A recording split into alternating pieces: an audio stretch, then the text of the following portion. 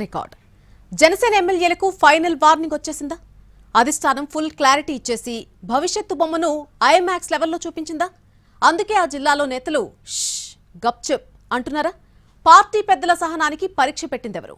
ఇక చాలు అవే తగ్గించుకుంటే మంచిదని హితబోధ చేసిందెవరికి?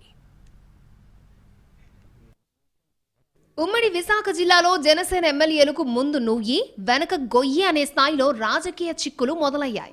అధికారంలోకి వచ్చిన మొదట్లో ప్రదర్శించిన దూకుడు వైఖరి ఇప్పుడు నెగిటివ్ రోల్లో వెంటాడుతూ ఉండగా కొత్తగా కూటమి పార్టీల ఫిర్యాదులు తలనొప్పులు తెచ్చిపెడుతున్నాయట. పార్టీకి సంస్థాగతంగా బలముందని చెప్పుకునే ఉమ్మడి జిల్లా నుంచి గత ఎన్నికల్లో 4 ఎమ్మెల్యేలు గెలిచారు.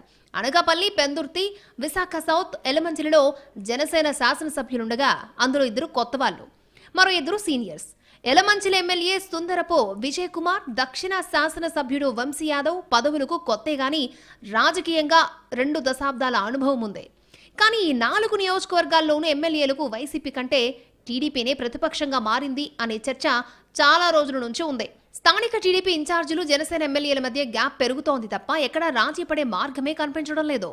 పొత్తు పంపకాలను పక్కన పెడితే బలగం ఆధారంగా ఈ నియోజకవర్గాలు మావి అనే భావన సైకిల్ పార్టీ నేతల్లో బలంగా ఉండిపోవడంతో జనసేన ఎమ్మెల్యేల్ని అంగీకరించే పరిస్థితి కనిపించడం లేదట. దీంతో అంతర్గత వాతావరణం నిత్యం హాట్గానే ఉంటోంది. అందుకు ఎమ్మెల్యేలు, వాళ్ళ అనుచరులు పేరుతో జరిగిన తప్పిదాలు కూడా ఒక కారణం అన్న వాదనుంది. అధికారంలోకి వచ్చిన కొత్తల్లో ఎమ్మెల్యేలు బాగా దూకుడుగా వ్యవహరించారు. వాళ్ళని ఎదుర్కోవడం కోసం కూటమి శ్రేణులు కొత్త ఎత్తుగడులు వేయడంతో అంతర్గత వివాదాలు పీక్స్కు చేరాయి. దక్షిణంలో MLA Vamsi, TDP incharge Seethamraju Sudhakar మధ్య డైరెక్ట్ ఫైట్ నడుస్తోంది. పెందుర్తిలో సీనియర్ ఎమ్మెల్యే పంచకర్ల, మాజీ ఎమ్మెల్యే గండి బాబ్జీ ఢీ అంటే ఢీ అంటున్నారు. ఇక అనకాపల్లిలో జనసేన టీడీపీ మధ్య ప్రచ్ఛన్న యుద్ధం జరుగుతోంది. ఎలమంచిలిలో అయితే కలిసి వేదికలు పంచుకోవడానికి కూడా 2 పార్టీల నాయకులు ఇష్టపడడం లేదు. అప్పుడప్పుడు ఇలాంటి వాటిని కౌంటర్ చేసే ప్రయత్నం జరుగుతున్నా అవి మిస్ఫైర్ అవుతున్నాయి. ఆ క్రమంలో మిత్రపక్షాల మధ్య అంతర్గత వాతావరణం ఇబ్బందికరంగా మారుతోంది. దానికి తోడు ఇటీవల కాలంలో ఆయా నియోజకవర్గాల్లో అవినీతి అక్రమాల ఆరోపణలు రావడం, అందులో ఎమ్మెల్యేల అనుచరులలో కూటమి నేతల పాత్ర ఉందన్న వార్తలు పెరగడం తీవ్ర చర్చనీయాంశమైంది. ప్రధానంగా భూముల వ్యవహారంలో ఎక్కువ బద్నామవుతున్నారు.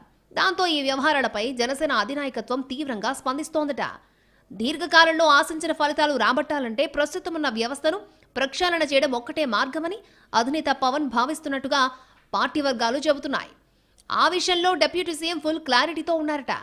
దాని గురించే ఇటీవల 4 ఎమ్మెల్యేలకు ఫైనల్గా చెప్పినట్టుగా ప్రచారం జరుగుతోంది. మీ వైఖరి వల్ల కానీ, కూటమి నేతల పేరుతో కానీ నియోజకవర్గాల్లో అక్రమాల ఆరోపణలు వస్తే సహించేది లేదని స్పష్టత ఇచ్చినట్టు సమాచారం. కాళ్ల కిందకు నీళ్లు వచ్చే వరకు ఆగుద్దని, అది ఎమ్మెల్యేల మెడకు చుట్టుకుంటే ప్రత్యక్షంగానో పరోక్షంగానో మీరే బాధ్యత వహించాల్సి వస్తుందని చెప్పేశారట. కూటమి పార్టీల మధ్య కోఆర్డినేషన్ సమస్యలు వచ్చినప్పుడు ఎమ్మెల్యేలు స్పందించే కంటే నేరుగా తన దృష్టికి తీసుకురావాలని, వాటి సంగతి నేను చూసుకుంటారని పవన్ భరోసా ఇచ్చినట్టు తెలిసిందే. శాసనసభ్యులు పూర్తి స్థాయిలో నియోజకవర్గంపై దృష్టి పెట్టడం ద్వారా జనం నమ్మకాన్ని మరింతగా నిలబెట్టుకోవడానికి ఇది కీలక సమయంగా పరిగణించాలని సూచించారు పవన్. ఈ క్రమంలో అధినేత ఆదేశాలను మొదటగా అమలు చేయడం మొదలుపెట్టారు పెందుర్తి ఎమ్మెల్యే రమేష్ బాబు. ఇటీవల నియోజకవర్గంలో కూటమి నేతలోనో ఎమ్మెల్యే అనుచరులను వస్తున్న ఆరోపణలు, ప్రచారాలకు ఫుల్ స్టాప్ పెట్టాలని నిర్ణయించుకున్నారాయన. అందుకే అధికారులను వెంటబెట్టుకుని మరీ మీడియా ముందుకొచ్చారు. రెవెన్యూ, టౌన్ ప్లానింగ్, పోలీసులతో కలిసి కూర్చొని ఆరోపణలపై నిగ్గు తేల్చేందుకు తాము సిద్ధమని, కూటమి నేతలు సహా ఎవరి మీద ఫిర్యాదులొచ్చినా నిర్దిష్ట ఆధారాలతో రావాలని పిలుపునిచ్చారు. అటు వివాదాల కారణంగా తరచూ ప్రచారంలోకి వస్తున్న ఎమ్మెల్యే వంశీ, విజయ్ కుమార్ సైతం బాస్ ఆదేశాలు అమలుకు సిద్ధమవుతున్నారట. అయితే పార్టీ లేదంటే నియోజకవర్గం తప్ప కయ్యాలకు కారణమయ్యే వాటికి జోలికి పోవద్దని నిర్ణయించుకున్నట్టుగా సమాచారం. మొత్తంగా అధినేత హితబోధ ఆఖరి వార్నింగ్గా ఎమ్మెల్యేలు భావించడం పార్టీకి కూడా మంచిదేనని మాట్లాడుకుంటున్నారు జన సైనికులు.